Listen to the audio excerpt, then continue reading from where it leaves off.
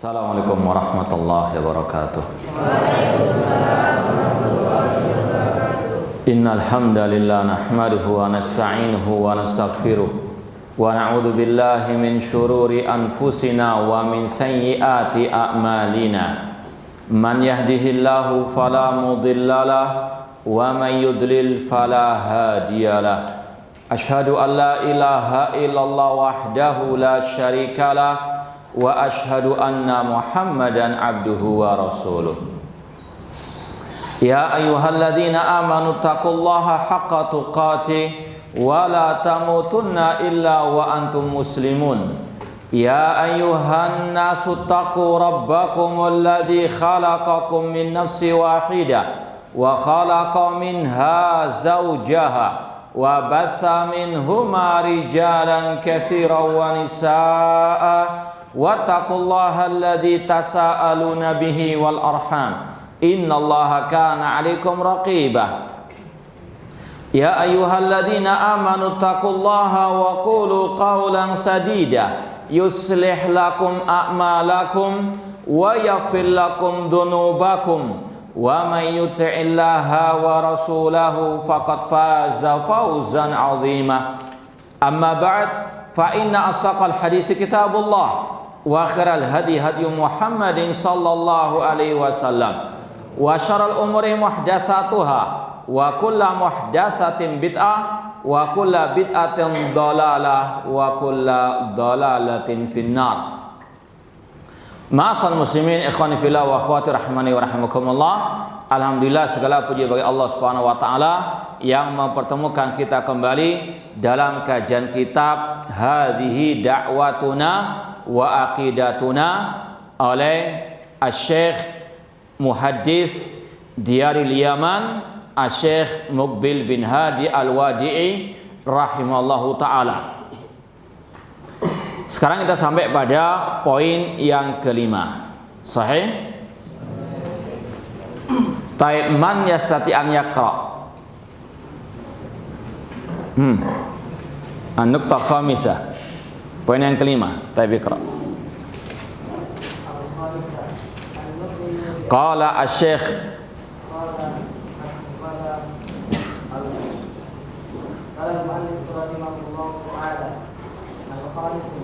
nu'minu bi anna al-mu'minina yarawna rabbahum fil akhirati bila kaifin wa nu'minu bis syafa'ati wa bi khurujil mu'minina minan nar. Naam, ahsanta, barakallahu fiik.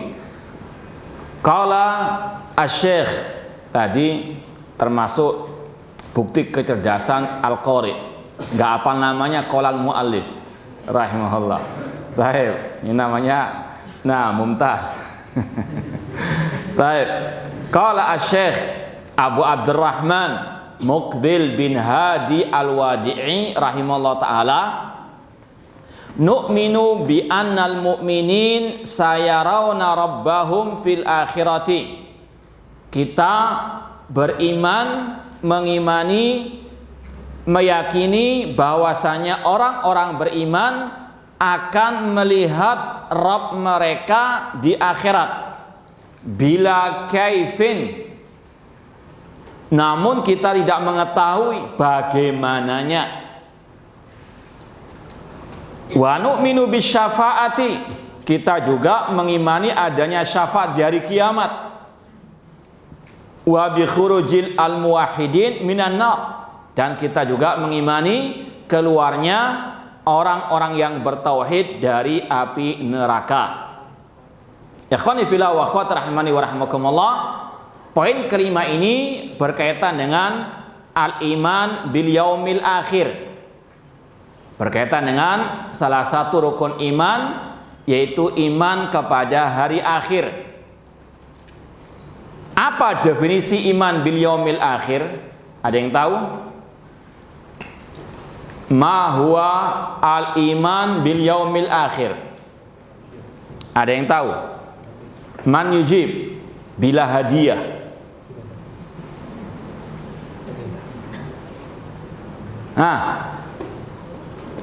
Ada yang bisa menjawab apa definisi iman dengan hari akhir? Masih ngantuk?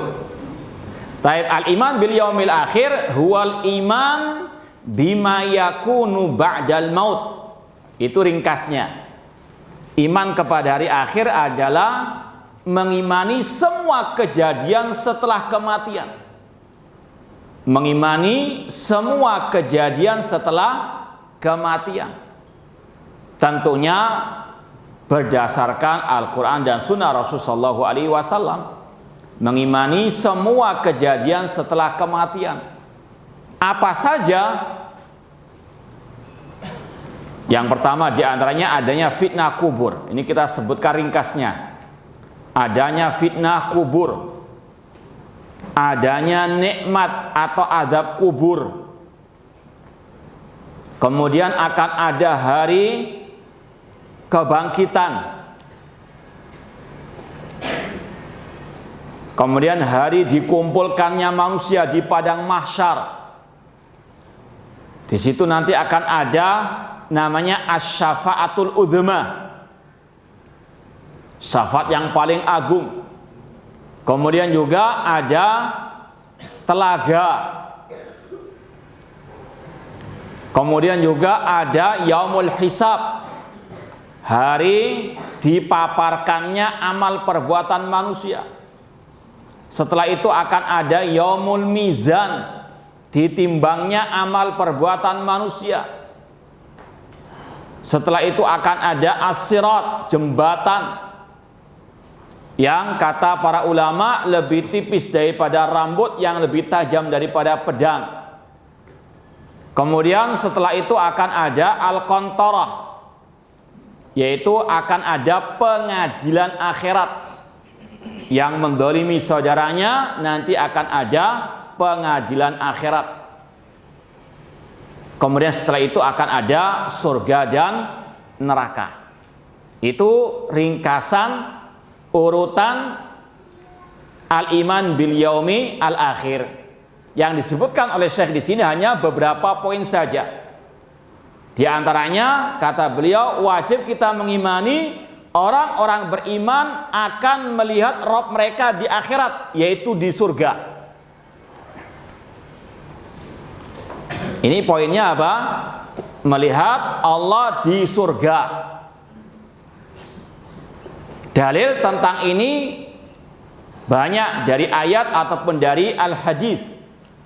Di antaranya dalam surat Al-Qiyamah ayat 22 sampai 23. Allah berfirman, wujuhu yawma idzin nadhirah ila rabbiha nadhirah. Wajah-wajah orang-orang beriman berseri-seri pada hari kiamat, yaitu di surga. Kepada Rabb-Nya lah mereka melihat.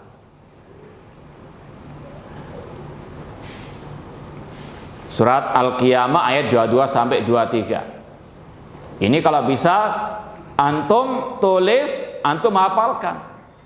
Karena Ahlussunnah itu terkenal ciri khasnya kekuatan dalilnya. Bukan sekedar catat saja, tapi dihafalkan, betul-betul dipegang erat. Kemudian dalam surat Al-Mutaffifin, kalla innahum ar-rabbihim yawma idzin lamahjubun. Ayat yang ke-15. Sekali-kali tidak, sesungguhnya mereka orang-orang kafir terhijabi dari melihat Rabb mereka. Kata Imam Asy-Syafi'i rahimahullah ta'ala, ketika orang-orang kafir terhijabi dari melihat Allah ketika Allah murka kepada mereka, maka sebaliknya orang beriman akan melihat kepada Rabb mereka dalam keadaan Allah ridha kepada mereka. Kemudian dalilnya dari surat Yunus ayat ke-26. Ayat ke-26. Nanti di cross check lagi mushafnya, mungkin anak salah nomornya, bisa jadi. Tapi ayatnya berbunyi lilladzina ahsanul husna wa ziyadah. Orang-orang yang berbuat kebaikan, bagi mereka kebaikan dan tambahannya. Lilladzina ahsanul husna wa ziyadah. Rasul mentafsirkan sendiri, orang-orang yang berbuat kebaikan, bagi mereka kebaikan yaitu surga dan tambahannya. Tambahannya yaitu melihat kepada wajah Allah Subhanahu wa taala. Semoga Allah menganugerahkan kepada kita kelezatan melihat wajahnya di surga kelak. Dan kata para ulama, ini nikmat yang paling mulia di surga, melihat kepada wajah Allah Subhanahu wa taala. Bahkan dalam hadis riwayat Muslim dari sahabat Suhaib Ar-Rumi radhiyallahu ta'ala anhu, ketika idza dakhala al-jannah nudu, ketika penghuni surga sudah masuk surga, mereka dipanggil, hal azidukah, aku ingin tambahkan kepada kalian nikmat yang lain. Kata para penghuni surga, alam tubayyid wujuhana, alam tudkhilnal jannah, alam tunjina minan nar. Ya Allah, bukankah engkau telah mencerahkan wajah kami, bukankah engkau telah menyelamatkan kami dari api neraka, memasukkan kami ke dalam surga. Kemudian Allah pun menyingkapkan hijabnya, mereka pun melihat kepada wajah Allah Subhanahu wa taala. Dan Rasul bersabda, innakum satarawna rabbakum yaumal qiyamah, dalam riwayat iyanan, kama tarawnal qamara lailatal badri la tudamuna fi ru'yati. Hadis riwayat Bukhari. Kata Rasul, sesungguhnya kalian, yaitu orang-orang beriman, akan melihat kepada Rabb kalian pada hari kiamat iyanan, dengan mata kepala kalian, sebagaimana kalian melihat rembulan di kala purnama, kalian tidak saling berdesak-desakan. Saya ulangi lagi terjemahnya. Rasul mengatakan, sesungguhnya kalian melihat kepada Rabb kalian, dalam riwayat iyanan, dengan mata kepala pada hari kiamat, sebagaimana kalian melihat rembulan di kala purnama, kalian tidak saling berdesak-desakan. Hadis ini membantah beberapa statement ataupun keyakinan sebagian kelompok sesat. Yang pertama, membantah orang-orang yang mengatakan bahwasanya melihat Allah pada hari kiamat itu bukan dengan mata kepala, tapi dengan mata hati, kata mereka. Ya. Tapi nggak ada yang mengatakan dengan mata kaki. Tapi ini sekali lagi salah satu takwilnya ahli bidah. Ya. Makanya para ulama mencantumkan pembahasan ini dalam kitab-kitab akidah, karena di sana ada kelompok sesat yang mengingkari akan akidah Al-Quran dan Sunnah ini. Di antaranya kelompok Al-Mu'tazilah. Ya, kelompok Mu'tazilah, para penuhan akal, mereka mengatakan orang beriman melihat Allah dengan mata hati, bukan dengan mata kepala, kata mereka. Rasul jelas dalam riwayat tadi mengatakan iyanan, dengan mata kepala. Kemudian juga hadis ini membantah orang-orang yang mengatakan orang-orang beriman melihat Allah di dunia juga, seperti kelompok tasawuf yang mereka mengatakan kalau sudah tingkat makrifat, mereka bisa menembus langit sampai melihat kepada Allah Azza wa Jalla, yang dinamakan dengan ilmu kasyf, penyingkapan. Ya, ini adalah keyakinan yang kufur. Bahkan Imam Al-Barbahari mengatakan, man za'ama anna ahadan ra'a rabbahu fid dunya faqad kafara. Barang siapa yang mengaku-ngaku ada seseorang bisa melihat Allah di dunia, maka dia telah kafir. Karena Al-Quran telah berkata tentang Nabi Musa alaihissalam, Rabbi arini andur ilaik. Nabi Musa saja ketika minta kepada Allah untuk diperlihatkan wajahnya di dunia, Allah mengatakan lantaroni, engkau wahai Nabi Musa tidak bisa melihatku, yaitu di dunia. Kalau Nabi saja tidak melihat Allah di dunia, apalagi selain Nabi. Ini keyakinan Ahlus Sunnah wal Jamaah. Tidak ada seorang pun yang bisa melihat Allah di dunia ini dalam keadaan terjaga. Bahkan Nabi Muhammad SAW ketika peristiwa Isra wal Mi'raj, pada Rasul sudah sampai langit yang ketujuh, ditanya oleh Abu Dzar radhiyallahu ta'ala anhu, "Har ra'aita rabbak?" Apakah engkau melihat Rabbmu wahai Rasulullah? Rasul menjawab, "Nurun anna arah." Ada cahaya yang menghalangiku melihat Allah. Karena memang ada hijab yang menutupi Allah Subhanahu wa taala dari makhluk-makhluknya di dunia ini khususnya. Dalam hadis yang sahih, Rasul mengatakan hijabuhu an-nur. Hijabnya Allah adalah cahaya. Lau kasyafahu la ahraqat subuhatu wajhihi mantaha ilaihi basaruhu. Kata Rasulullah SAW, hijabnya Allah adalah cahaya. Kalau Allah singkapkan, Allah buka, maka cahaya wajahnya akan membakar semua yang ada di atas muka bumi ini. Ketika di dunia tidak ada makhluk pun yang sanggup melihat Allah.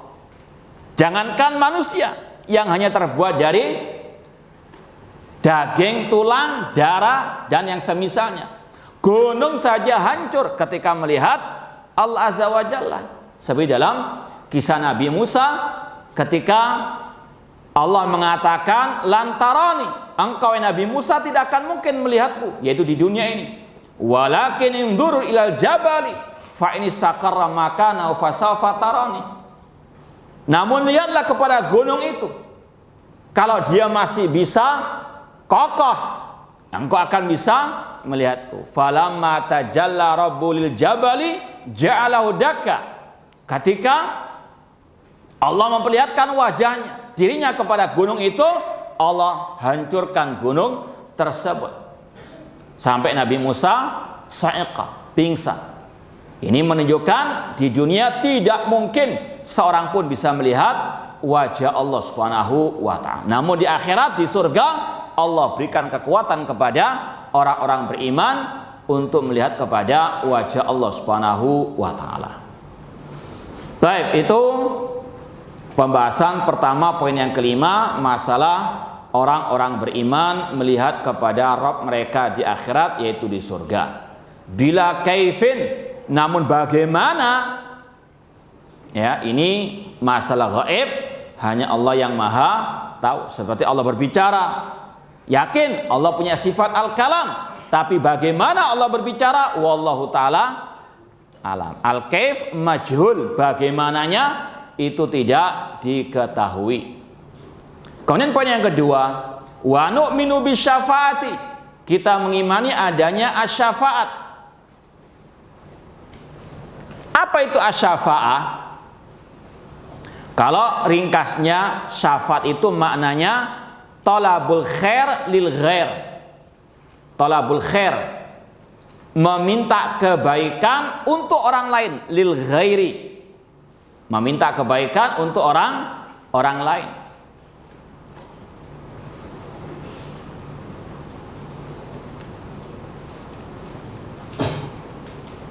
Misalnya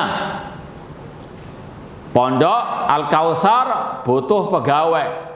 Ana punya kenalan santri yang baru lulus misalnya, entah dari Madinah dan akidahnya lurus, manhajnya baik. Bukan yang melempem akidahnya, yang melempem manhajnya, bukan. Yang lurus akidahnya, manhajnya. Kemudian ana lobby, ya, mudir mahad misalnya. Ini ada si fulan, insya Allah akidahnya sahihah, manhajnya lurus, mungkin bisa ditarik sebagai ustadz di pondok. Ini namanya syafaat. Ana berikan syafaat, rekomendasi. Ya. Ana, ya, talabul khair, minta kebaikan bukan untuk ana, tapi untuk apa? Orang lain tadi. Namanya asy-syafaat. Itu secara gamblangnya asy-syafaat talabul khair lil ghair. Ini bisa berlaku di dunia dan di akhirat. Ya, syafaat itu, istilah syafaat itu juga secara bahasa bisa untuk masalah-masalah dunia tadi.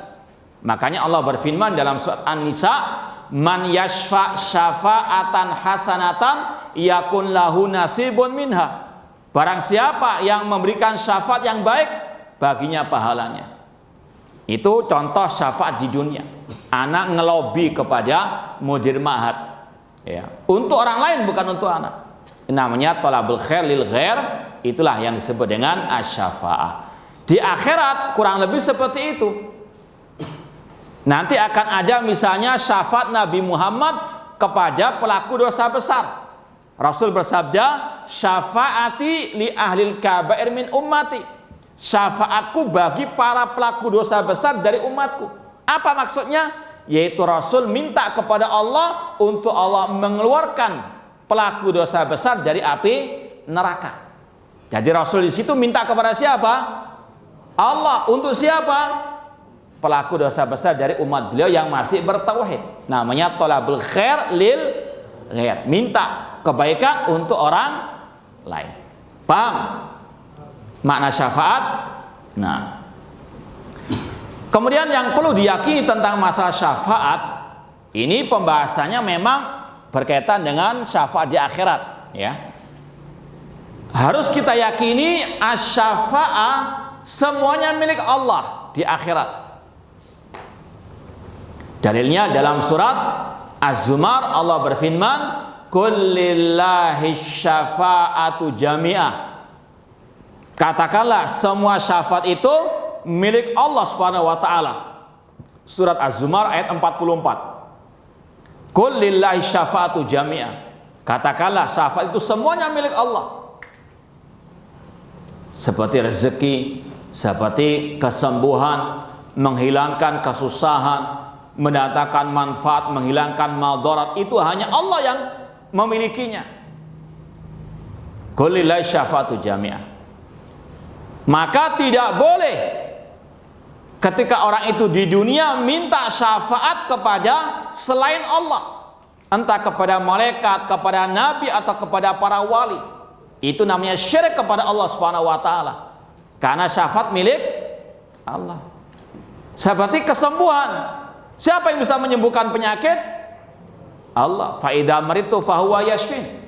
Boleh enggak datang ke kiai, ke dukun? Wahai Pak Yai, wahai Pak Ustadz, sembuhkan aku. Boleh enggak? Apa hukumnya? Syirik kepada Allah Subhanahu wa taala. Allahumma rabban nas adzibil ba'sa washfi anta syafi. Yang bisa menyembuhkan Allah. Sama dengan syafaat milik Allah. Tidak boleh diminta kecuali dari Allah Subhanahu wa taala. Syirik kalau ada orang mengatakan, "Ya Rasulullah, berikan aku syafaat." Ini syirik kepada Allah. Karena apa? Menyekutukan Allah dengan Nabi Muhammad dalam masalah syafaat. Karena syafaat milik Allah. Minta kepada Allah, bukan minta kepada siapa? Ar-Rasul sallallahu alaihi wasallam. Makanya syafaat di hari kiamat, syafaat di hari kiamat itu tidak mungkin bisa diraih kecuali dengan dua syarat. Syafaat di hari kiamat tidak mungkin bisa diraih kecuali dengan berapa syarat? Dua. Yang pertama, izin dari Allah, dan yang kedua, ridha Allah. Dapat izin dari Allah dan ridha dari Allah.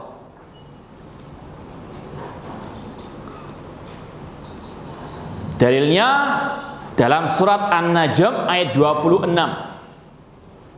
Surat An-Najm ayat 26. Bismillah.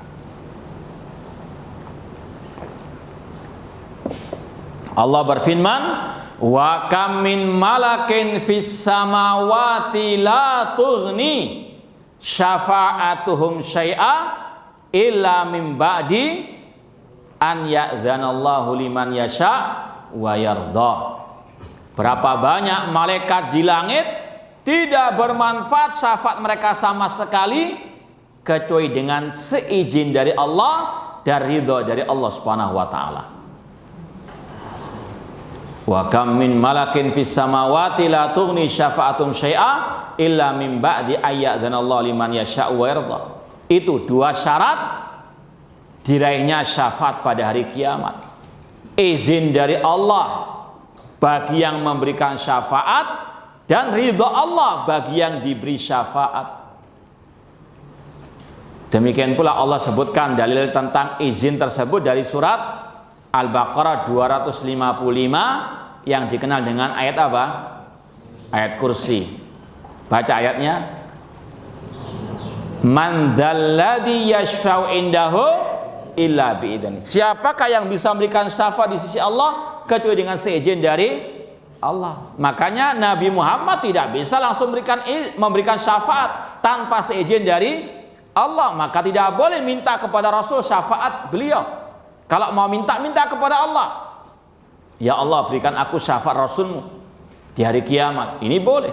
Tapi kalau langsung mengatakan ya Rasulullah sembuhkan, ya Rasulullah berikan aku syafaatmu, ini syirik. Karena Rasul sendiri tidak langsung bisa memberikan syafaat kecuali dengan seizin dari Allah. Maka minta kepada Allah Subhanahu wa ta'ala. Dahulu orang-orang musyrikin jahiliyah, mereka syiriknya itu dari bab ini sebetulnya. Di antaranya dari bab ini, yaitu menjadikan selain Allah sebagai pemberi syafaat mereka. Seperti yang Allah firmankan dalam surat Yunus ayat yang 18, wa ya'buduna min dunillah ma la yadurruhum wa la yanfa'uhum wa yaquluna haula'i syufa'auna indallah. Surat Yunus ayat 18 Allah mengatakan, dan mereka menyembah kepada selain Allah yang tidak bisa mendatangkan manfaat dan madarat bagi mereka, dan mereka mengatakan yang kami sembah itu hanyalah pemberi syafaat kami di sisi Allah Subhanahu wa ta'ala. Itu syiriknya kaum musyrikin jahiliyah. Itu apa? Menjadikan sekutu-sekutu bagi Allah dalam masalah asy-syafa'ah. Dan Allah vonis mereka ini musyrik. Wa ya'buduna min dunillah ma la yadurrum wa la yanfa'uhum wa yaquluna haula'i syufa'auna indallah. Paham? Fahimun aw naimun? Hah? Baik, yang nulis ya, jangan kebablas. Nunduk-nunduk nulis tadi kebablas tidur, hati-hati. Yang tegak nulis ya. Baik. Kemudian kata para ulama, perlu diketahui juga, Syekh Muqbil penulis buku ini juga punya buku khusus tentang masalah asy-syafa'ah. Sangat bagus sekali. Jadi kalau mau buku khusus tentang syafaat, di antaranya tulisan Syekh Muqbil bin Hadi Al-Wadi'i rahimahullah ta'ala. Kemudian kata para ulama, bagaimana kiat-kiat menggapai syafaat di hari kiamat? Bagaimana kiat-kiat menggapai syafaat di hari kiamat? Yang pertama harus bertauhid. Harus bertauhid. Dalilnya sabda Rasul dalam Sahih Bukhari, as'adun nasi bi syafaati yaumal qiyamah man qala la ilaha illallah khalisan min qalbihi atau min kibri nafsihi. Orang yang paling berbahagia kata Rasul dengan syafaatku pada hari kiamat, yaitu yang mengucapkan la ilaha illallah dengan ikhlas dari dalam hatinya, jauh dari kesyirikan dan kemunafikan. Harus bertauhid, alias orang yang berbuat syirik haram mendapatkan syafaat Rasul. Seperti tadi, orang itu ingin menggapai syafaat Rasul, kemudian berdoa, ya Rasulullah berikan aku syafaatmu. Justru ini yang terhalang mendapatkan syafaat Rasul sallallahu alaihi wasallam, karena dia berbuat syirik kepada Allah Subhanahu wa taala. Yang kedua, di antara kiat menggapai syafaat Rasul khususnya, yaitu membaca zikir setelah azan. Hafal zikirnya atau doa setelah azan? Apa itu? Satu saja. Hafal. Apa surah azan dulu?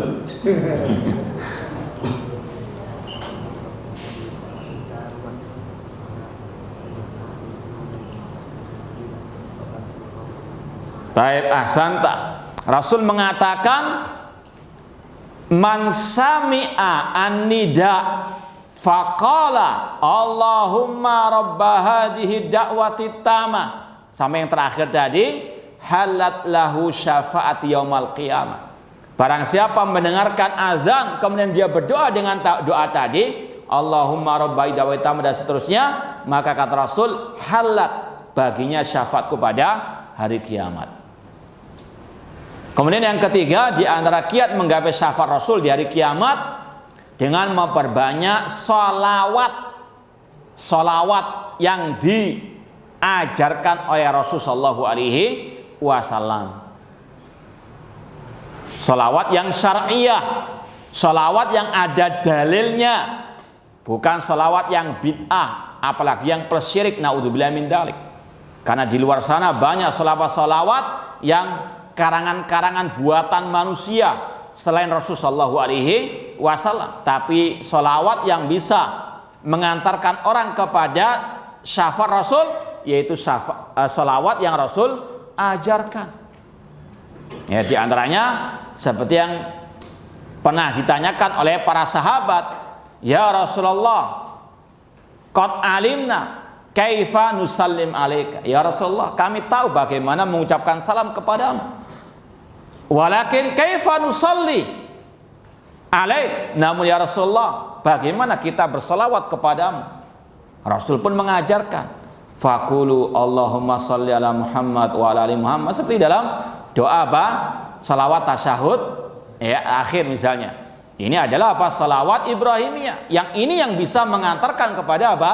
Syafaat Rasul sallallahu alaihi wasallam. Rasul pernah bersabda, aulan nasi bi syafaati yaumal qiyamah aktsaruhum alayya salatan. Orang yang paling berhak mendapatkan syafaatku di hari kiamat yang paling banyak bersolawat kepadaku. Allahumma shalli ala Muhammad wa ala ali Muhammad kama shallaita ala Ibrahim wa ala Ibrahim innaka Hamidum Majid wa barik ala Muhammad wa ala ali Muhammad kama barakta ala Ibrahim wa ala Ibrahim innaka Hamidun Majid. Ini salawat yang kalau kita berbanyak, kata Rasul, akan bisa mendatangkan syafaat Rasul dengan seizin dan ridha dari Allah Subhanahu wa taala. Kemudian yang keberapa? Yang keempat, memperbanyak salat sunnah. Salat sunnah.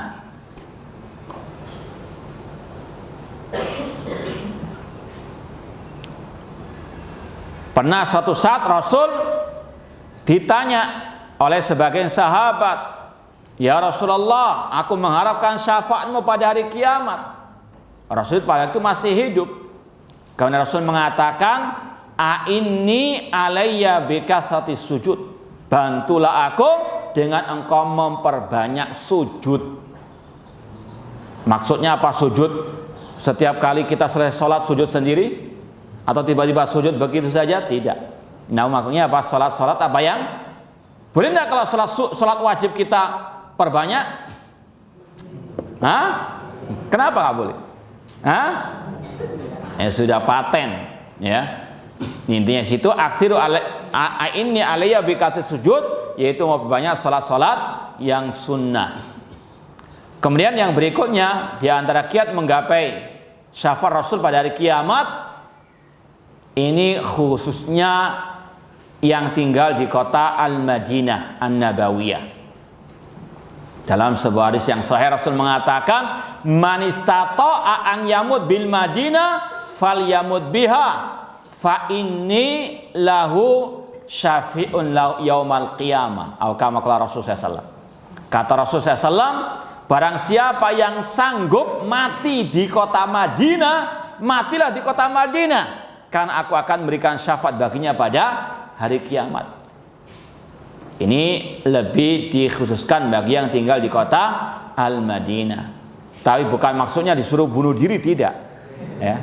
Tapi memang kalau ditinggal di sana dan dia bertauhid kepada Allah, dia mengamalkan sunnah-sunnah Rasul, tinggal di kota Madinah, ini salah satu keutamaan orang yang tinggal di kota Madinah. Kalau mati dalam keadaan bertauhid, ittiba kepada sunnah, akan menggapai syafaat Rasul dengan seizin dari Allah Subhanahu wa taala. Semoga Allah menganugerahkan kepada kita syafaat Rasul di hari kiamat kelak. Kemudian syafaat dibagi oleh para ulama menjadi dua. Syafaat yang khusus hanya milik Nabi atau yang diberikan kepada Nabi oleh Allah. Syafaat yang hanya diberikan kepada Nabi dan yang selain Nabi juga. Ada dua kategori, ada dua macam.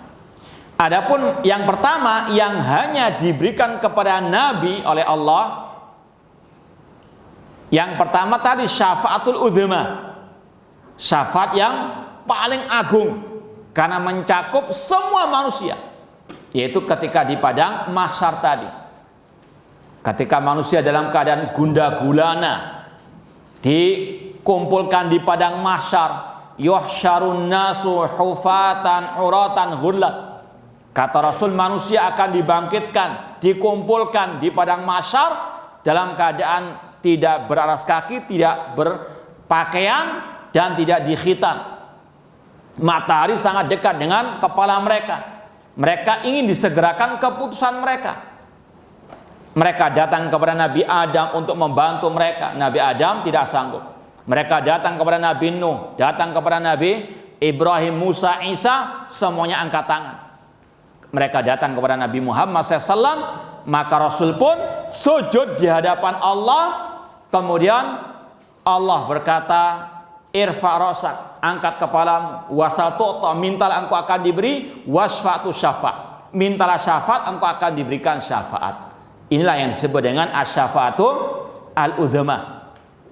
Ini sekali lagi khusus bagi Rasulullah SAW. Kemudian yang kedua, syafaat yang khusus bagi Rasulullah SAW, yaitu syafaat untuk membuka pintu surga. Dalam hadis yang sahih dikatakan, ana awwalu man yastaftihu babal jannah. Akulah orang yang pertama kali membuka pintu surga. Tidak ada satupun yang bisa masuk surga sebelum Nabi Muhammad SAW.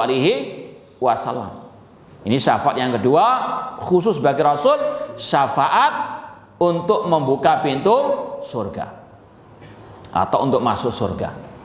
Yang ketiga yang khusus bagi Rasul, yaitu syafaat beliau untuk paman beliau, yaitu yang bernama siapa? Abu Thalib, yang mati dalam keadaan musyrik, meskipun dekat dengan Rasul, pernah membantu Rasul, tapi kenapa dia nggak mau mengikuti Islam yang dibawa oleh Rasul? Karena sungkanisme. Apa sungkanisme? Takut dicela, takut dibuli oleh orang-orang musyrikin yang lain. Abu Thalib dalam bait syairnya dia meyakini Islam agama yang terbaik. Laqad alimtu bi anna dina Muhammadin min khairi adyal bariyati dinan. Sungguh aku tahu agama Muhammad agama terbaik yang ada di tengah-tengah manusia. Laulal malamatu au hidaru masabbatin lawajatani samhan bidzaka mubina. Seandainya aku tidak takut celaan atau istilah sekarang bulian orang-orang musyrikin, aku atau engkau akan mendapatiku masuk Islam.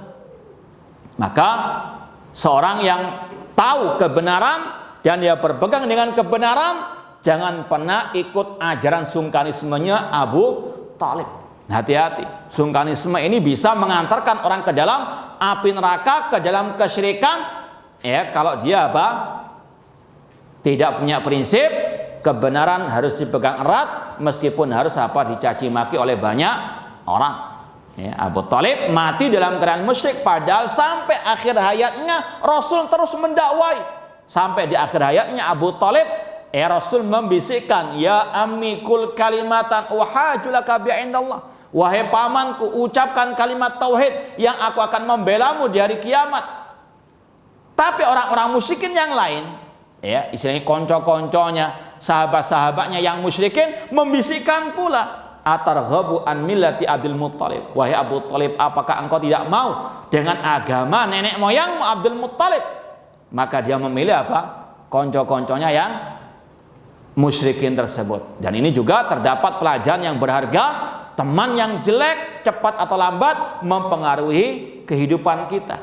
Maka hati-hati, kata orang Arab, as-sahib sahib. Sahabat dekat, teman dekat itu bisa mempengaruhi, bisa menarik kepada kebaikan atau kepada kejelekan. Maka antum juga meskipun di pondok harus selektif juga, cari teman yang baik. Baik akidahnya, baik manhajnya, baik ibadahnya. Jangan berteman dengan yang malas, ya. Jangan berteman dengan yang naudzubillah min dalik, yang mungkin menyimpang akidah manhajnya atau ibadahnya. Karena apa? As-sahib sahib. Abu Thalib mati dalam keadaan musyrik, kekal dalam api neraka. Karena apa? Pengaruh teman-teman yang jelek. Ketika dia mati, sebagian orang-orang bertanya kepada Rasul, "Ya Rasulullah, apakah bermanfaat perbuatan Abu Thalib yang menolongmu, melindungimu dulu pada hari kiamat?" Kata Rasul, "Iya. Bahwasanya di hari kiamat di neraka dia diringankan azabnya. Seandainya bukan karena syafaatku," kata Rasul, "dia sudah dikerak neraka. Tapi dia apa? Diringankan azabnya di permukaan api neraka. Tidak keluar karena dia musyrik. Orang musyrik kekal dalam api neraka." Cuma intinya di sini, di antara syafaat khusus Rasul yaitu syafaat untuk paman beliau Abu Thalib, tapi dalam kategori diringankan azabnya. Tidak mungkin orang kafir musyrik bisa keluar dari api neraka hatta yarjal jamalu fi samil khiyat, sebagaimana kata Allah, kecuali kalau ada unta yang bisa masuk ke lubang. Bisa enggak? Mustahil. Nah, itulah orang musyrikin mustahil masuk surga alias pasti kekal dalam api neraka. Itu 3 syafaat yang khusus Allah berikan kepada Rasul sallallahu alaihi wasallam. Yang pertama apa? Asy-syafaatu al-udhma. Yang kedua, syafaat membuka pintu surga. Yang ketiga, tadi syafaat untuk paman beliau. Adapun kategori syafaat yang kedua, yaitu syafaat yang Allah berikan kepada selain Rasul, kepada Rasul dan juga kepada selain Rasul. Bukan hanya khusus bagi Rasul. Karena harus kita yakini pada hari kiamat yang memberikan syafaat itu bukan hanya Rasul, atau bukan Rasul SAW saja, atau bukan Nabi Muhammad saja, namun malaikat, para nabi, orang-orang beriman, mereka memberikan syafaat juga pada hari kiamat, tapi tetap dengan 2 syarat tadi. Apa syaratnya? Izin dari Allah, dari ridha dari Allah. Adapun yang kategori kedua ini syafaat yang diberikan oleh Allah kepada selain Nabi Muhammad, yaitu yang pertama syafaat untuk mengeluarkan pelaku dosa besar dari api neraka. Mengeluarkan pelaku dosa besar dari api neraka. Seperti dalam hadis tadi Rasul bersabda, "Syafaati li ahlil kabair min umat." Syafaatku bagi para pelaku dosa besar dari umatku. Ini berlaku bagi para nabi-nabi yang lain juga. Yang kedua, untuk mencegah pelaku dosa besar masuk api neraka. Untuk mencegah pelaku dosa besar masuk api neraka. Kalau yang pertama tadi sudah masuk neraka dikeluarkan. Yang kedua ini hampir masuk neraka tapi dicegah dengan syafaat tadi dan dia akhirnya masuk ke dalam surga. Paham perbedaannya? Yang pertama sudah masuk dikeluarkan. Ini hampir masuk tapi dicegah. Nggak sampai masuk neraka, langsung diarahkan ke surga. Syafaat yang ketiga, kata para ulama, syafaat untuk mengangkat derajat penghuni surga. Dengan syafaat itu Allah mengangkat derajat para penghuni surga. Karena kata para ulama, al-jannah darajat. Surga itu bertingkat-tingkat. Kalau an-nar darokat. Ya, kalau neraka itu semakin ke bawah semakin keras azabnya. Kalau surga semakin naik semakin nikmat. Ya. Nah, orang-orang yang masuk surga dengan syafaat-syafaat itu akan bisa naik derajatnya di sisi Allah Subhanahu wa taala. Poin yang berikutnya, syafaat yang keberapa, yang poin kedua? Yang keempat, syafaat bagi yang sama kebaikan dan kejelekannya untuk masuk surga. Ini ada orang yang kebaikannya dan kebaikannya, kejelekan dan kebaikannya sama, 50-50. 50% kejelekan dan kebaikannya. Nah, orang ini nasibnya kemana? Surga atau neraka? Dengan syafaat itulah Allah masukkan mereka ke dalam surga Allah Subhanahu wa taala. Paham? Kemudian poin berikutnya, syafaat untuk masuk surga tanpa hisab, tanpa azab. Syafaat untuk masuk surga tanpa hisab, tanpa al-azab.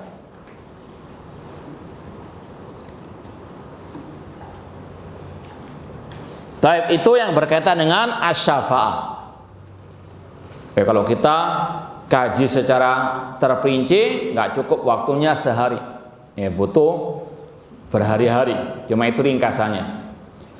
Kemudian poin yang ketiga dalam ungkapan Syekh Mukbil tadi, yang kelima, wa bi khurujil muwahhidin minan nar. Wajib meyakini keluarnya ahli tauhid dari api neraka. Entah dengan syafaat atau dengan selain syafaat. Kalau tadi jelas, salah satu bentuk syafaat Rasul dan yang lainnya mengeluarkan pelaku dosa besar dari umat beliau, yaitu dari umat beliau yang bertauhid. Adapun yang musyrik bisa tidak mendapatkan syafaat Rasul dan selainnya? Tidak. Ya. Jadi sekali lagi, di sini poin yang ketiga dikhususkan para pengibar bendera tauhid atau yang mereka bertauhid itu nanti akan keluar dari api neraka. Kalaupun dia masuk neraka pasti keluar. Bukan hanya dengan syafaat Rasul, tapi dengan rahmat dari Allah Subhanahu wa taala. Dalam Sahih Bukhari, hadis yang masyhur, Allah berfirman kepada para malaikat, akhriju minan nari man kana fi qalbihi mithqalu dzarratin min iman. Allah berfirman kepada para malaikat, keluarkan dari api neraka orang-orang yang dalam hatinya masih ada sedikit dari keimanan atau tauhid. Karena memang orang yang bertauhid, tauhidnya itulah yang akan menyelamatkannya dari kekekalan api neraka, kalaupun dia masuk neraka. Ya. Ini salah satu keutamaan at-tauhid. Adapun yang musyrik kekal dalam api neraka, tidak ada ampun. Sebagaimana Allah katakan, innallaha la yaghfiru an yushraka bihi wa yaghfiru ma duna dzalika liman yasha. Allah enggak akan mungkin mengampuni dosa syirik, namun Allah mengampuni dosa selain syirik bagi yang Dia kehendaki. Allah juga berfirman dalam surat Al-Qalam, afanaj'alul muslimina kal mujrimin. Apakah kami akan menjadikan orang muslimin sama dengan mujrimin, orang kafirin? Di antaranya masalah azab di neraka. Meskipun seandainya orang bertauhid karena dosa besarnya diazab di neraka, nggak mungkin sama dengan orang kafir yang kekal dalam api neraka. Lanjut atau cukup? Lanjut. Baik, sekarang poin yang ke-6. Man yaqra? Surah. Nah, sukarela saja. Nah,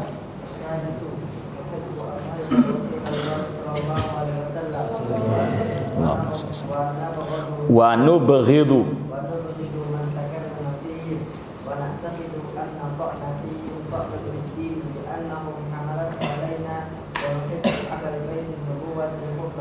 Baik, ahsanta.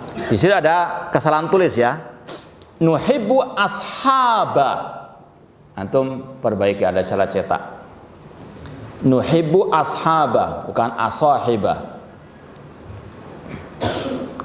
Alifnya setelah ha. Qala Syekh Muqbil bin Hadi Al-Wadi rahimahullah, nuhibbu ashab Rasulullah sallallahu alaihi wasallam. Kita mencintai semua para sahabat Rasulullah sallallahu alaihi wasallam. Tapi yang perlu dibahas sekarang di sini, apa definisi sahabat Rasul itu? Siapa yang tahu? Manis sahabi? Siapa yang dikategorikan sahabat Rasul sallallahu alaihi wasallam? Man yujib? Allahumma salli alaihi. Ahsanta, barakallahu fiik. Kata para ulama di antara Ibnu Hajar Asqalani dan yang lainnya, as-sahabi man laqiyan Nabi sallallahu alaihi wasallam wa amana bihi wa mata ala dzalik. Seorang itu dikatakan sahabat Nabi, syaratnya yang pertama bertemu atau berjumpa dengan Nabi. Tentunya ketika Rasul masih hidup. Bisakah bertemu dengan Nabi setelah Rasul meninggal dunia? Bisa enggak? Ada perinciannya. Kalau dalam mimpi mungkin, ya, karena Rasul mengatakan man ra'ani fil manan faqad ra'ani fa inna syaitan la yatamatsalu bih. Barang siapa melihatku dalam mimpi, maka sungguh-sungguh dia melihatku. Karena setan tidak akan mungkin bisa menjelma sepertiku. Tapi permasalahannya sekarang, jangan antum langsung terima. Wah, masya Allah jadi wali dia, ya, dicium tangannya kanan kiri, bolak-balik sampai matang gosong. Enggak, tanya dulu, jangan percaya dulu, di cross check dulu. Ente ngaku ketemu Nabi di mimpi. Bagaimana bentuknya Nabi dalam mimpi yang engkau lihat? Oh, Rasul itu kurus, Rasul itu tidak berjenggot. Antum katakan itu Nabi palsu, bukan Nabi Muhammad sallallahu alaihi wasallam. Ente keliru. Ya, Nabi Muhammad itu berjenggot. Ketika Rasul berwudu, beliau mencela-cela apa? Jenggot beliau, menyela-nyela jenggot beliau. Beliau juga tegap badannya, ya. Dan banyak ciri-ciri beliau. Artinya apa? Jangan langsung diterima orang yang mengaku melihat Rasul di kala mimpi. Di cross check dulu, ditanya dulu, dites dulu. Karena apa? Harus disamakan dengan istilahnya Syama'il Muhammadiyah, ciri-ciri fisik Rasul yang telah disebutkan oleh para sahabat dalam hadis-hadis mereka. Makanya Imam Tirmidzi menulis kitab Asy-Syama'il Muhammadiyah, ciri-ciri fisik Rasul sallallahu alaihi wasallam. Kalau yang dilihat beda dengan yang disebut dalam hadis, itu bukan Nabi Muhammad sallallahu alaihi wasallam. Paham ya? Adapun melihat Rasul langsung, bukan dalam keadaan mimpi, ketika bersolawat kumpul-kumpul, merayakan kelahiran Rasul, kemudian mengaku saya melihat Rasul langsung, atau tiap malam saya dibisiki didatangi Rasul, ini kadzab, ya, ini dajjal, pendusta, ya.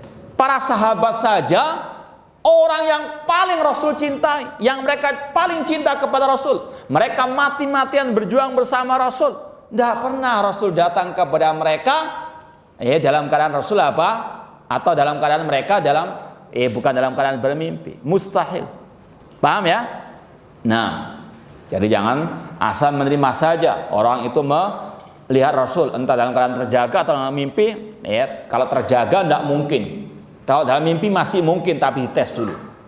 Namun yang di sini kita tekankan melihat Rasul, berjumpa dengan Rasul ketika Rasul masih hidup. Sebentar atau lama, yang penting bertemu. Ini syarat yang pertama menjadi seorang sahabat Rasul. Yang kedua, beriman kepada Ar-Rasul. Orang kafir yang ketemu dengan Rasul seperti tadi Abu Thalib, Abu Lahab, meskipun bertemu, meskipun dia keluarganya Rasul, bukan sahabatnya Ar-Rasul, karena tidak beriman dengan Rasul sallallahu alaihi wasallam. Kemudian syarat yang ketiga, wa mata ala dzalik, meninggal dalam keadaan beriman. Ya, ini syarat yang ketiga, harus meninggalnya dalam keadaan beriman. Paham ya? Sekali lagi, as-sahabi man laqiyan nabiyya sallallahu alaihi wasallam wa amana bihi wa mata ala dzalik. Yang pernah berjumpa dengan Nabi, beriman dengan Nabi dan meninggal di atas al-iman. Itulah yang disebut sebagai as-sahabi. Wajib bagi setiap muslim muslimah mencintai semua para sahabat Rasul tadi. Dalilnya apa? Dalam Sahih Bukhari dan Muslim, Rasul bersabda, ayatul iman hubbul ansar. Tanda keimanan mencintai kaum al-ansar. Dalam riwayat, al-ansar la yuhibbuhum illa mu'minun. Kelompok al-ansar, para sahabat Rasul, tidaklah yang mencintai mereka kecuali orang-orang yang beriman. Ayatul iman hubbul ansar. Al-ansar la yuhibbum illa mu'minun. Orang beriman saja secara umum wajib kita cintai sesuai dengan kadar keimanannya, ketakwaannya. Rasul mengatakan, "Awsaqul iman al-hubbu fillah wal bughdu fillah." Sekuat-kuat tali keimanan cinta karena Allah dan benci karena Allah. Kita cintai orang muslim, orang mukmin karena dia beriman kepada Allah dan Rasul. Apalagi para sahabat Rasul sallallahu alaihi wasallam yang mereka berjuang mati-matian membela Islam, dan mereka adalah orang yang paling berjasa kepada kita semuanya. Karena sebagaimana tadi dikatakan, kata Syekh, li'annahum hamalatuhu ilaina. Karena mereka lah yang membawa Islam sampai kepada kita. Seandainya bukan karunia dari Allah, kemudian pengorbanan para sahabat, kita nggak akan mungkin bisa merasakan kelezatan iman wal Islam. Ya. Makanya kewajiban kita mencintai para sahabat Rasul. Mereka pahlawan-pahlawan Islam yang pertama. Kita wajib mencintai mereka. Makanya Imam At-Tahawi rahimahullah dalam Al-Aqidah Tahawiyah mengatakan, wa nuhibbu ashabar Rasul sallallahu alaihi wasallam. Kita wajib mencintai para sahabat Rasul sallallahu alaihi wasallam. Namun wala nufritu fi hubbi ahadin minhum. Namun kita nggak boleh berlebihan juga. Ahlussunnah pertengahan dalam segala hal. Jangankan para sahabat, mencintai Rasul saja tidak boleh berlebihan. Kita wajib mencintai Rasul, wajib menghormati, mengagungkan Rasul, wajib memuji Rasul, tapi tidak boleh apa? Berlebihan. Ini yang Rasul juga sabdakan, la tutruni kama atratin nasara Isa ibn Maryam. Jangan kalian berlebihan dalam mencintai atau memuji diriku, sebagaimana orang-orang Nasara berlebihan dalam menyanjung Isa bin Maryam. Innama ana abdun, aku adalah hamba Allah. Faqulu Abdullah wa Rasul, katakanlah aku adalah hamba Allah dan utusan Allah. Apalagi para sahabat, kita wajib mencintai mereka. Namun jangan sampai misalnya mensejajarkan mereka dengan Rasul sallallahu alaihi wasallam. Kemudian wa nubghidu man takallama fihim. Kita wajib membenci orang-orang yang mencaci maki mereka para sahabat. Kita wajib membenci orang-orang yang menghina para sahabat Rasul sallallahu alaihi wasallam atau yang memusuhi para sahabat Rasul sallallahu alaihi wasallam. Ini sebagai bentuk balas jasa kepada para sahabat. Kalau ada yang membenci para sahabat, mencaci maki para sahabat, kita membenci mereka. Ini akidah Ahlussunnah wal Jamaah. Dan ini juga yang diucapkan oleh Imam At-Tahawi. Imam At-Tahawi mengatakan, wa nubghidu man yubghiduhum wa bi khairil ghairi yadhkuruhum wa bi ghairil khairi yadhkuruhum. Kita wajib membenci orang-orang yang membenci para sahabat dan yang mencaci maki para sahabat. Karena tadi Rasul bersabda, sekuat-kuat tali keimanan cinta dan benci karena Allah. Ketika Allah mencintai para sahabat, Allah memuji para sahabat. Kalau ada yang membenci para sahabat, mencaci maki para sahabat, kita benci mereka karena Allah Azza wa Jalla. Paham ya? Maka kewajiban kita membela para sahabat Rasul sallallahu alaihi wasallam. Ini sebagai bentuk hal jazaul ihsan illa al-ihsan. Makanya para ulama keras dalam masalah ini. Sampai-sampai kata Imam Abu Zur'a Ar-Razi, Imam Abu Zur'a Ar-Razi ulama salaf terdahulu mengatakan, idza ra'aita rajulan yantaqisu ahadan min ashabi Rasul fa'lam annahu zindiq.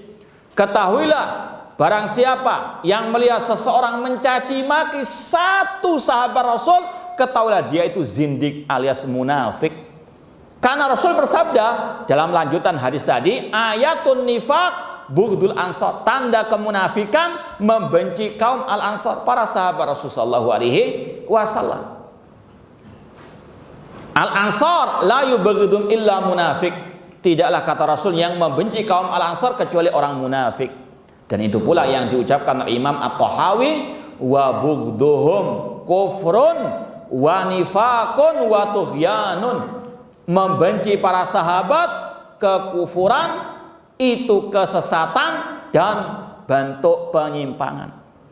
Makanya Imam Malik mengkafirkan kelompok Syiah Rafidhah dikarenakan mereka membenci para sahabat Ar-Rasul sallallahu alaihi wasallam. Ketika Imam Malik mentafsirkan ayat terakhir surat Al-Fatah sebagaimana dinukil oleh Imam Ibnu Katsir dalam tafsirnya, liyaghidha bihimul kufar, Allah mengatakan Allah menjadikan orang-orang kafir murka kepada para sahabat. Kata Imam Ibnu Katsir rahimahullah, wa min hadil ayah intazal Imam Malik fi riwayatin anhu bitakfir rawafid li'annahum yubghiduna sahabah.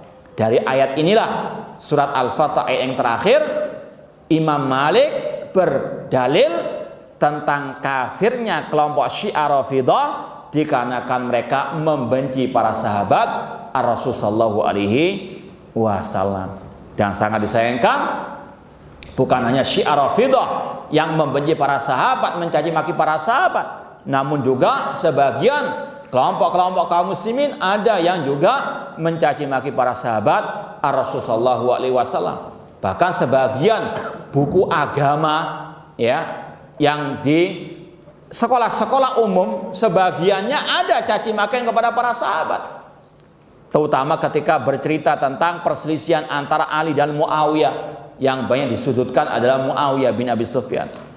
Bahkan ada ujian masuk tes perguruan tinggi Islam, itu ujiannya diantaranya berbunyi, siapakah bapak nepotisme dalam Islam? Muawiyah, Ali atau Utsman? Antum pilih yang mana? Nah, ini banyak barang-barang keras ini. Siapa? Naudzubillah min dalik. Ini pelecehan, caci makian kepada para sahabat Ar-Rasul sallallahu alaihi wasallam. Makanya ditekankan oleh para ulama, wajibnya mencintai para sahabat, memuji para sahabat, tidak boleh menghina para sahabat. Bahkan beliau mengatakan di sini, dan kita yakini mencaci maki para sahabat itu sebetulnya juga mencaci maki agama Islam, karena mereka lah para sahabat yang membawa Islam kepada kita. Kalau para sahabat dijatuhkan, Islam juga akan jatuh. Sebagaimana dalam pengadilan, kalau yang bersaksi itu dijatuhkan, persaksian juga akan jatuh juga. Naudzubillah min dalik. Kemudian yang terakhir kata beliau, wa nuhibbu ahla baitin nubuwah hubban syar'iyyah. Kita juga wajib mencintai ahlu bait, keluarganya Rasul. Tentunya yang beriman, Abu Thalib, Abu Lahab itu juga keluarganya Rasul, kerabatnya Rasul. Apakah boleh kita cintai? Boleh enggak? Kenapa tidak boleh? Kafir. Makanya yang paling utama tauhid. Rasul mengatakan, man batta'a bi amaluhu lam yusri' bi nasabu. Orang yang lambat amal perbuatannya tidak bisa dipercepat oleh nasab keturunannya. Yang pertama itu iman dan takwanya dulu yang dilihat. Inna akramakum indallahi atqakum wa likullin darajatun mimma amilu. Setiap orang mendapatkan derajat sesuai dengan amal perbuatannya. Nasab itu belakangan. Meskipun kalau memang dia memiliki nasab dan iman serta takwa, double kita cintai. Kita cinta karena iman dan takwanya, kita cintai juga plus karena dia apa? Keluarga Rasul SAW. Namun kalau dia ahlu baitnya Rasul, bahkan sampai punya akta notaris, ya, punya sertifikat saya keluarganya Rasul misalnya, ya, kita jangan langsung apa mengkeramatkannya, naudzubillah min dzalik, sampai mengkultuskannya. Lihat dulu akidahnya, lihat dulu manhajnya, lihat dulu bagaimana ibadahnya, ya. Jangankan yang sudah berabad-abad lamanya, putri beliau sendiri Fatimah radhiyallahu anha, Rasul mengatakan lau sarakat Fatimah laqatatu yadah, seandainya Fatimah mencuri aku potong tangannya. Nggak ada nepotisme, ya. Bahkan Rasul mengatakan ya Fatimah binta Muhammad salini min mali, ya, launi anki minallahi syai'a. Wahai Fatimah binti Muhammad, mintalah dari harta yang kau inginkan, karena aku pada hari kiamat tidak bisa bermanfaat bagimu pada hari kiamat di sisi Allah. Ini putrinya Rasul langsung. Rasul apa? Tidak bisa apa? Menyelamatkan beliau kalau beliau tidak beriman bertakwa, apalagi yang sudah berabad-abad lamanya. Makanya kata Syekh Mubil, kalau ada ahlu baitnya Rasul dan dia beriman bertakwa, kita cintai hubban syar'iyyah. Cinta yang apa? Disyariatkan, bukan yang berlebihan. Seperti kaum Syiah Rafidah, cinta kepada Ali dan keturunannya, tapi apa? Cinta yang tidak syar'i, berlebihan. Sampai mereka mengatakan imam-imam mereka seperti Ali dan yang lainnya itu tahu yang gaib, tahu kapan mereka mati dan mereka tidak mati kecuali dengan keinginan mereka sendiri. Ini cinta yang tidak syar'i, yang berlebihan.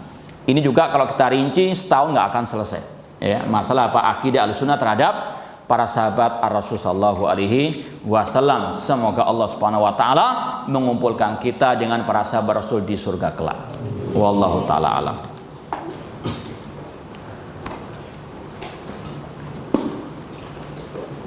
Apakah tadi antum bilang bahwa hijab Allah adalah cahaya dan jika Allah membukanya maka dapat membakar muka bumi ini? Ini ana sekedar menukil sabda Rasulullah SAW. Hijabuhu an-nur lau kasyafahu la ahraqat subhatu wajhi man ta'ilahi basaru. Itu hadis Rasulullah SAW. Apakah ada orang yang hidup di zaman 2020 yang melihat Rasul dalam mimpi? Ana belum mengadakan sensus. Ya, tidak ada penentuan tanggal, hari, waktu ataupun tahun. Bisa jadi, wallahu a'lam, ya. Cuma itu bukan barometer ketakwaan seseorang, ya. Bukan barometer dia sebagai wali Allah. Apakah boleh berselawat tanpa hitung ketika nyapu atau melakukan ya silahkan. Itu adalah ya selawat yang mutlak, artinya di sembarang waktu boleh. Maka Rasul mengatakan dari aulan nasi bisyafat yaumil qiyamah aktsarum alayya salatan.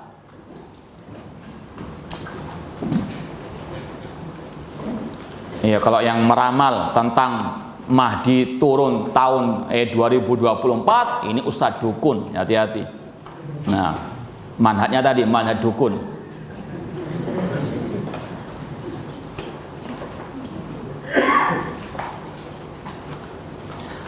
Kita mengetahui bahwasanya para nabi dan rasul diutus untuk berdakwah tauhid. Namun ada subhat yang mengatakan bahwa rasul diutus untuk memperbaiki akhlak dengan dalil innama bu'itsu liutammal akhlak. Mohon penjelasannya. Tidak bertentangan. Yang pertama yang harus kita yakini, prioritas dakwah rasul itu tauhid. Tanpa mengesampingkan masalah apa? Akhlak, ibadah dan yang lainnya. Tapi prioritas utama adalah dakwah tauhid. 10 tahun pertama tidak ada ajaran kecuali qulu la ilaha illallah tuflihu. Kemudian pun kalau dikatakan Rasul itu mengajarkan akhlak pertama yang harus dilakukan akhlak kepada Allah, yaitu apa? Atau tidak bertentangan, ya. Tapi yang harus ditekankan yang pertama Rasul ajarkan, yang Rasul tekankan tentang qulu la ilaha illallah tuflihu. Kemudian apalah artinya akhlak mulia tanpa tauhid, ya? Orang-orang kafir Quraisy akhlaknya juga luar biasa. Mereka membantu orang yang sedang haji, memberi makan mereka gratisan, menghormati tamu dan sebagainya. Apalah artinya akhlak yang mulia itu tanpa adanya apa? at-tauhid. Wa may yakfur bil iman faqad habita amalu. Barang siapa yang mengkufur keimanan, gugur semua amal ibadahnya. Apakah dosa syirik kecil juga tidak akan diampuni Allah Ta'ala? Kalau dosa syirik kecil masih ada harapan diampuni Allah Subhanahu wa Ta'ala.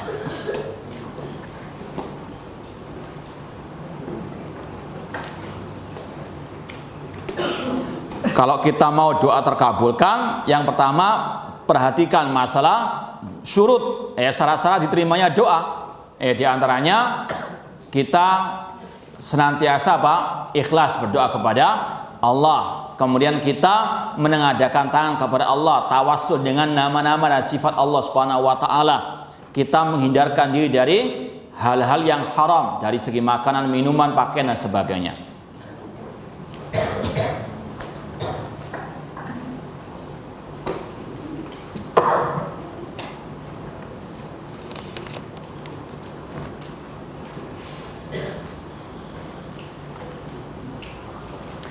Di kelas 7 ada santri yang sudah hafal 25 hadis dengan cepat. Saya lihat santri itu jarang menghafal hadis, tapi hafalannya kok bisa cepat. Dan saya kalau ngapalin itu lama. Saya udah berusaha untuk hafal, tapi kok nggak hafal-hafal. Yang pertama harus husnudzon kepada Allah Subhanahu wa Ta'ala. Tugas kita semuanya secara umum apapun tugas kita itu berusaha semaksimal mungkin dan minta tolong kepada Allah. Ihris ala ma yanfa'uka wasta'in billah. Itu yang pertama kita yakini. Tugas kita di atas muka bumi ini bersemangat menggapai yang bermanfaat dalam urusan dunia maupun akhirat dan minta tolong kepada Allah. Antum sudah berusaha menghafal semaksimal mungkin. Konsentrasi ketika menghafal, meminit waktu untuk menghafal sudah maksimal. Metode yang antum gunakan, cara dan usaha, dan antum sudah minta tolong kepada Allah, sudah antum tawakal kepada Allah dan husnudzon kepada Allah. Antum nggak cepat hafal, insya Allah ada hikmahnya. Apa hikmahnya? Itu ladang pahala bagi antum. Semakin antum banyak mengulang-ulang, itu artinya apa? Banyak pahala yang akan antum peroleh. Beda dengan sekali hafal, sekali baca hafal, pahalanya cuma 1 kali itu saja. Tapi kalau antum 10 kali baru hafal, 10 kali lipat pahalanya insya Allah Ta'ala. Husnudzon kepada, yang penting tugas kita tadi berusaha semangat mungkin, minta tolong kepada Allah, kemudian hasilnya serahkan kepada Allah. Ada ungkapan seorang penyair, alal mar'i an yas'a ilal khairi juhdahu wa laisa alai an tatimmal maqasidu. Kewajiban kita berusaha semaksimal mungkin, adapun keberhasilannya, hasilnya kita serahkan kepada Allah Subhanahu wa Ta'ala. Dan antum jangan iri kepada teman antum, sehingga apa? Sampai nanti iri dan dengki merusak hafalannya, mengganggu dia ketika hafalan. Jangan. Ya sudah, itu antara dia dengan Allah nantinya. Pahalanya bagi antum. Tidak boleh iri dalam artian sampai ingin merusak hafalannya atau mengganggunya. Jangan. Antum tiru. Mungkin tanya bagaimana kiat-kiatnya. Antum harus banyak introspeksi dalam diri antum.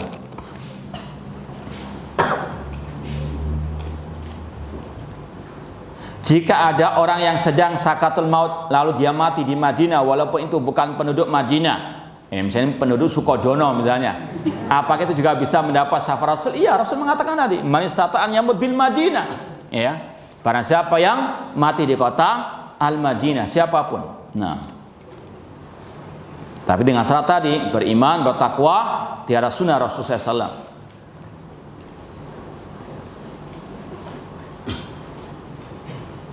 Tidak selayaknya menaruh mushaf di atas piring. Itu ada rak-rak, ngapain ditaruh di atas piring atau di piring, di rak piring? Di rak yang selayaknya. Karena Al-Quran itu adalah kalam Allah, wajib untuk dimuliakan meskipun harus pertengahan, tidak boleh berlebihan juga. Apakah orang-orang munafik di zaman Nabi juga termasuk dalam kalangan sahabat? Munafik tuh beriman enggak? Tidak, sudah keluar dari sahabat Rasulullah SAW. Tolong diulangi dalil tentang mencintai para sahabat. Rasul bersabda, ayatul iman hubbu al-ansar. Tanda keimanan mencintai kaum al-ansar. Ini sebagian saja, apalagi kaum muhajirin. Artinya semua para sahabat wajib. Ayatul iman hubbul ansar. Dalam riwayat al ansar la yuhibbum illa mu'minun. Bisa tolong sebutkan contoh-contoh kesyirikan yang jarang nampak pada masyarakat? Yang jarang, ngapain yang tanya yang jarang? Yang banyak, ya, yang banyak terjadi yang untuk kita jauhi, seperti mengkeramatkan kuburan, ya, atau meminta-minta kepada wali yang telah mati, atau bersumpah dengan selain nama Allah demi Abdul Qadir Jailani, atau dengan Nabi Muhammad SAW. Ini yang sering terjadi, yang wajib untuk kita menjauhinya.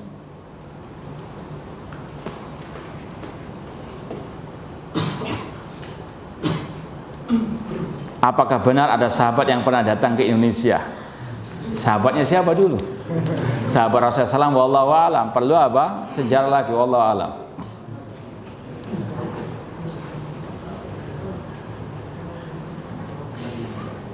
Saya pernah baca hadis atau Al-Quran tentang orang muslimin yang dikeluarkan dari neraka karena orang musyrik yang bertanya terhadap orang muslim karena bingung kenapa orang muslim tidak masuk neraka. Wallahu alam, ini nggak tahu gimana riwayatnya. Apakah sekarang masih ada orang keturunan Ansar? Insya Allah masih ada. Keturunan para sahabat Rasulullah SAW.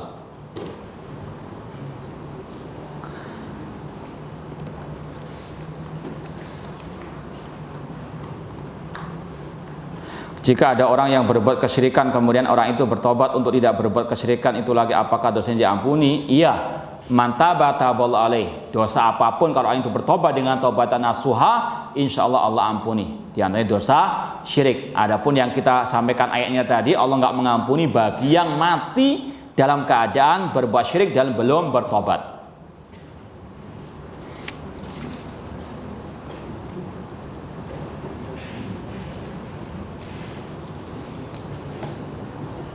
Kami mendengar yang mengatakan bahwa jangan terlalu mendakwakan tentang larangan tawasul kepada orang mati karena itu tidak termasuk dalam usul akidah. Bagaimana sikap kita? Ya kita katakan kalau inti jahil ahsan diem. Nah itu, ini namanya orang jahil murakkab. Jelas-jelas tawasul dengan orang mati itu masuk ke dalam pembatal keislaman. Kok nggak dikatakan usul apa? Akidah. Ini orang yang mengatakan seperti ini, kalau antum tahu, atau mungkin ada ustadz antum mengatakan seperti ini, ustadz Hasan diem ustadz kalau nggak tahu, ya. Kalau seandainya ada, karena al-haq ahaqu an yutaba, kebenaran harus apa dibela. Ya, siapapun yang mengatakan ini adalah ucapan yang sesat dan menyesatkan. Ya, masalah syirik ini masalah prinsip akidah, masalah al-iman, iman billah. Ya, bagaimana tidak didakwahkan? Nah, ini orang-orang yang jahil namun ngelama, hati-hati.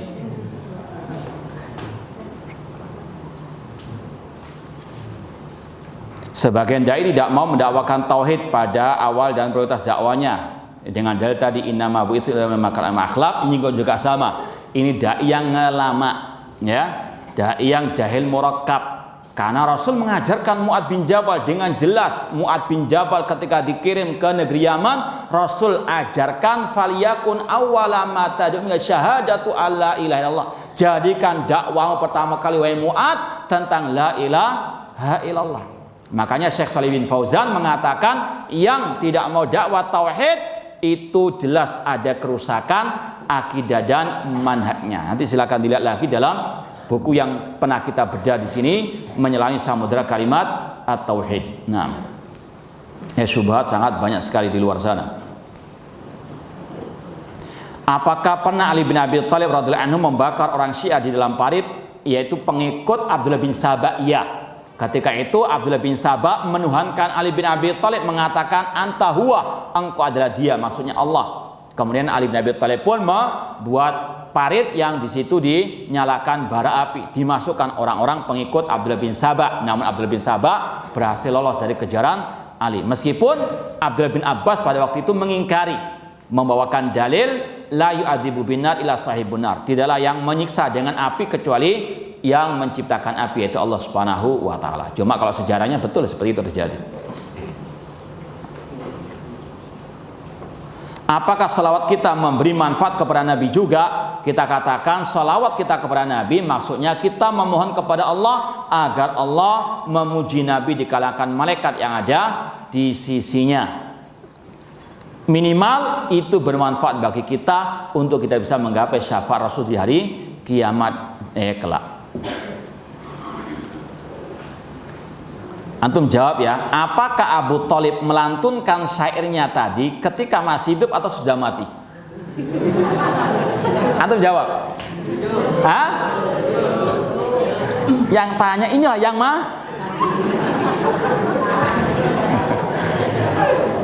Nah inilah kalau apa?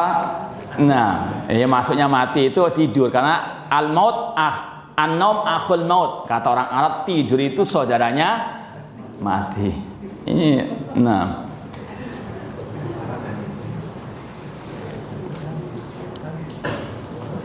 Iya, kalau Abdul Muttalib jelas ya dia musyrik.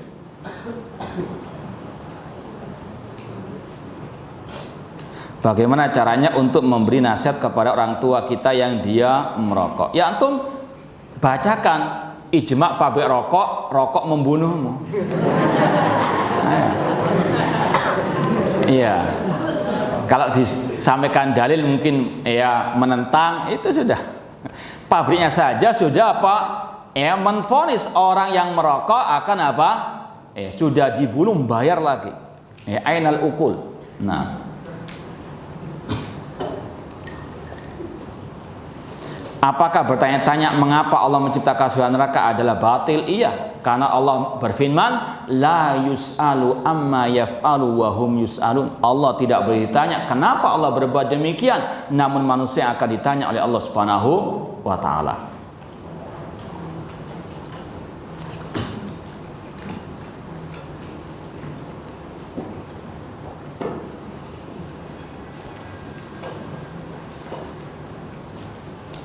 Ini nggak tahu pertanyaan apa pernyataan. Iman kepada hari akhir seperti ini, mungkin beriman kepada hari akhir merupakan perkara yang sangat penting dan akan mempengaruhi perjalanan hidup manusia. Ini wallah alam, ini ngelindur juga, ini ngelantur ya.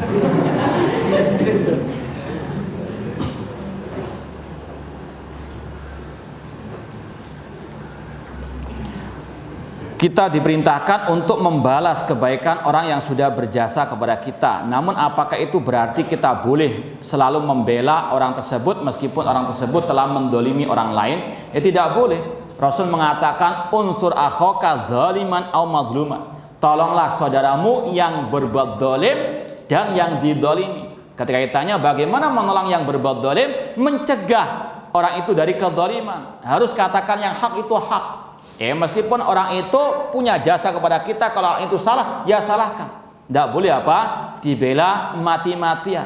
Itu namanya fanatik akma. Itu namanya fanatik buta. Na'udzubillah min dalik. Harus apa? Unsur akhaka dzaliman au madluman. Katakan yang hak itu hak, yang batil itu apa? Batil, meskipun kepada orang yang pernah berjasa kepada kita.